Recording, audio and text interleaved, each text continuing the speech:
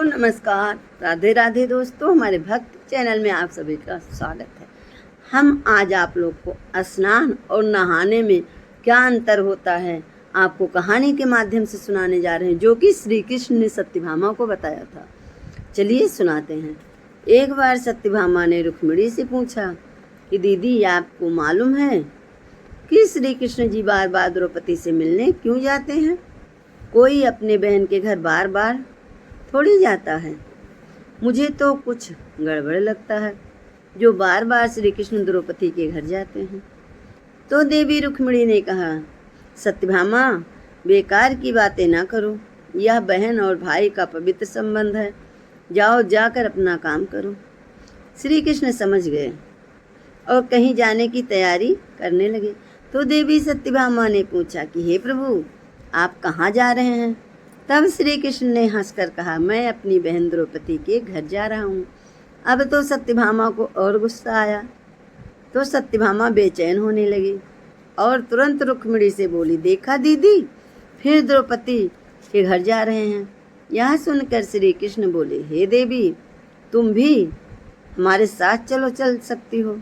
सत्यभामा तुरंत तैयार होने लगी और देवी रुक्मिणी से बोली, दीदी, आप भी मेरे साथ चलो। आज द्रौपदी को ऐसा मजा चखाएंगे कि वह जिंदगी भर याद रखेगी। देवी रुक्मिणी भी तैयार हो गई। जब दोनों रुक्मिणी और सत्यभामा द्रौपदी के घर पहुंची तो देखा द्रौपदी अपनी केस संवार रही थी।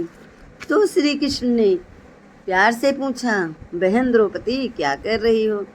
तो द्रौपदी बोली, भैया, केस संवार रही हूँ, अभी आई। तो श्री कृष्ण बोले, बहन, तुम केस क्यों संवार रही हो? तुम्हारी तो दो भाभियाँ आई हैं, या तुम्हारे केस संवारेंगी। फिर श्री कृष्ण ने सत्यभामा से कहा, प्रिय, तुम जाओ, मेरी बहन द्रौपदी के सिर में तेल लगाओ। और रुक्मिणी से कहा, प्रिय, तुम जाओ, चोटी करो। सत्यभामा ने रुक्मिणी से कहा, बड़ा अच्छा मौका मिला है कि ऐसा तेल लगाऊंगी कि एक एक बाल उखाड़ कर रख दूंगी। जैसे सत्यभामा जी ने तेल लगाना शुरू किया तो एक बाल द्रौपदी का उखाड़ दिया। तैसे आवाज आई, हे कृष्णा। फिर सत्यभामा ने दूसरा बाल तोड़ा, फिर उसमें से आवाज आई, हे कृष्णा। फिर सत्यभामा ने तीसरा बाल तोड़ा तो उसमें से फिर भी यही आवाज आई, हे कृष्णा। सत्यभामा को समझ नहीं आया। उसने देवी रुक्मिणी से पूछा, हे दीदी, आखिर ऐसी क्या बात है कि द्रौपदी की सिर से जो भी बाल तोड़ती हूँ तो उससे श्री कृष्ण का नाम निकल कर आता है?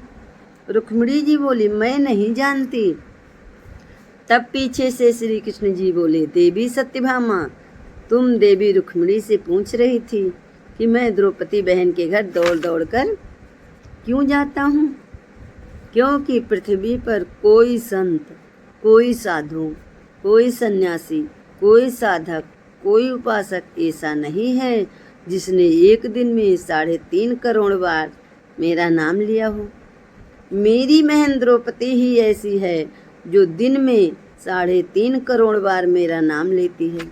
वह प्रतिदिन स्नान करती है और हर बार स्नान के साथ मेरा नाम लेती है।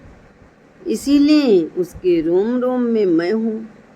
इसीलिए मैं उसके पास आता हूँ। इसे कहते हैं स्नान कहते हैं। जो लोग रोज साबुन, शैम्पू और तेल लगाकर अपने तन को साफ सुथरा करते हैं, इसे स्नान नहीं कहा जाता है, इसे केवल नहाना कहा जाता है। और स्नान का मतलब है कि हमारे शरीर में 3.5 करोड़ रोम छिद्र हैं। जब नारायण से पूछा गया कि यह 3.5 करोड़ छिद्र क्यों दिए हैं आप, तो नारायण ने कहा, जब मनुष्य 350 करोड़ बार भगवान का नाम लेता है तो एक बार स्नान हो पाता है। वो मेरी बहन द्रौपदी जी ने किया है। प्रिय सत्यभामा, यही कहते हैं स्नान। अगर आपको और कुछ पूछना हो मेरी प्यारी बहन के बारे में तो आप पूछिए, मैं बताऊंगा। तो द्रौपदी मेरी बहन ही नहीं है, वो मेरी बहुत बड़ी भक्त है। इसीलिए मैं अपने भक्तों के पास दौड़ दौड़ के आता हूँ। बोलिए श्री कृष्ण महाराज की जय।